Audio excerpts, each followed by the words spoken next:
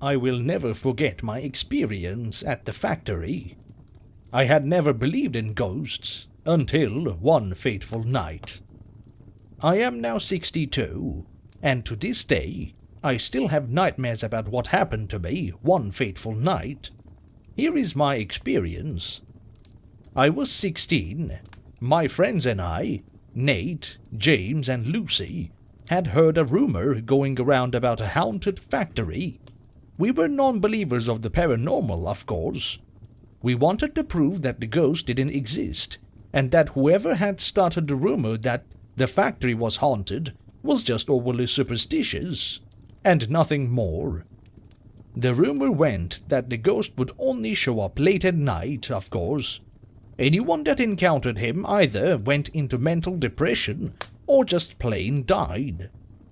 One night, by mutual agreement, my friends and I decided to sneak out of our homes and go to the abandoned factory. I could smell the damp, stagnant air upon opening the creaky wooden door that led us into the building. I looked up and could see clouds in the night sky. I still remember all the broken windows in the factory that glittered in the moonlight. The paint must have been 100 years old, and chipped away as I brushed my hand against the wall. It turned to dust. Upon our arrival into the factory, everything seemed normal, although with further investigation, we saw trails of blood in one of the machine rooms that led to the equipment. I shined my flashlight, reassuring my friends that it was probably just paint. But sure enough, it was blood. There were arms that seemed to be torn off of people, caught in the augers and various moving parts. Lucy stared for a minute before starting to cry, and Nate begged us to leave. I felt like something was luring me to explore this place. As we went towards a smelter, we could hear voices of children, begging their parents to stay away from the factory, pleading and sobbing. I looked at my friends. They were standing still. Their mouths were closed, and they had the same expression I knew was on my face. Nate and Lucy suddenly scrambled back towards the hallway that led to the entrance. James and I were about to follow when the dusty wooden door that led to the hallway slammed shut. The voices seemed to address us now. "You must not leave me. Please, dear God, save me." And the crying of the children again. The voices were faint but relentless. Through the crying I heard, "One may go." A man's voice echoed slightly louder than the rest. "One may go. The strongest will leave." I looked at my friends, who must not have been paying attention to what exactly he was saying. The voices were starting to get to me. I couldn't move my hands or legs, and when I looked down, I was shaking. The man echoed through again. "I will help." The sobbing of the children got louder, and I watched him die. Nate looked up, so I tried to see what he was looking at. There was nothing. Then I looked back at him and realized why he had pitched his head like that. Blood started coming out of his mouth as he fell to the ground. I wish I could say I helped him, but I was frozen, trembling, waiting for what was to happen to the rest of us. James fell to his knees upon Nate's corpse, and tears mixed with the blood that lay on factory floor, room 5.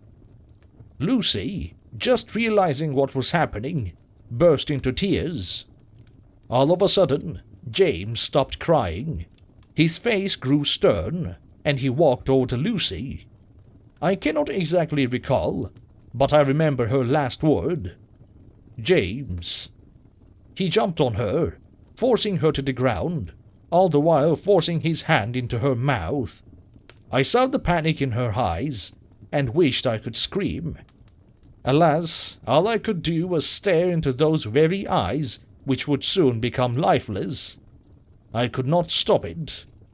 I had loved her. I had loved her. And she died while I watched. My best friend smiled. He had killed her. I saw the grip she had on his forearm subside as her hands fell to the floor. She was gone. I had almost expected for her to wake up, along with Nate, and things would go back to the way they were.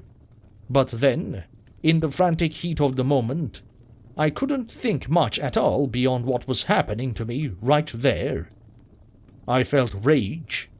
He had taken her out of this world, and I was helpless. I could feel my hands tingling, and my feet sliding across the floor.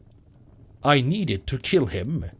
I wanted to watch him die, just as he had watched her. What sweeter revenge than to exact his actions upon himself?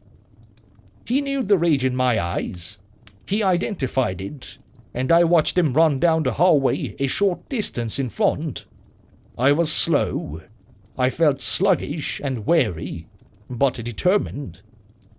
He ran into a room full of crates, and I heard a wooden thud as a board was sliding in between the handles. James' pleas went through the door, and through my ears. Insolent. Arrogant. I was burning to watch his blood spill. I would do anything. I would do it for her. I heard the sobbing just then, and the man's voice. Lance, you know what you must do. Then I started to rationalize. I was split, half wanting to save my friend, and half wanting to destroy him. I then felt a great pressure in my head. It wouldn't stop hurting. I tried to get away from the door with James on the other side. I finally gained control of myself and yelled to James, "Get out! We need to leave." I heard no response from James. I can only assume he thought I was possessed, and that I would kill him as soon as he left the room. Then one of the lights in the hallway flickered on, making the walls a bit more visible. Jack was written on the walls in the same crimson hue. Then I saw him, a black silhouette with faint features that I could only discern upon squinting. He staggered forward, empty sleeves where his arms should have been. He then fell towards the wall, but the wall caught him as he dragged against it. He smeared blood as he walked. I heard the voice. It must have been his voice. "Do it, or I will." Then the sobbing started again, louder than ever before. The children's crying drowned out my thoughts. And then I knew what I had to do. I burst through the door and saw the plank, which acted as a bar to my entrance, on the floor next to James. He was unconscious. I grabbed his wrist and frantically dragged him out into the hallway. The man, Jack, stood there still, upright, in the dimly lit hallway. He said nothing. He didn't move. At this point, the sobbing was making me irrational. If I would have pulled any harder, I might have broken James's wrist, but we needed to leave. Just before I could see the moonlight through the shattered windows, and the sound of crying children softened, I heard one last sentence from Jack's throat. "They're staying with me." I pulled James out of the factory and fell asleep in the grass about a quarter-mile from where the factory lay. I awoke the next morning, and James wasn't with me. I walked a bit to a point where I could see the factory. Only, it wasn't there. It was an open field, the grass swaying with the wind, and whistling in the distance. The sun was high in the sky, I thought to myself. I must have been sleeping there for a long time. I turned and started the long walk back home.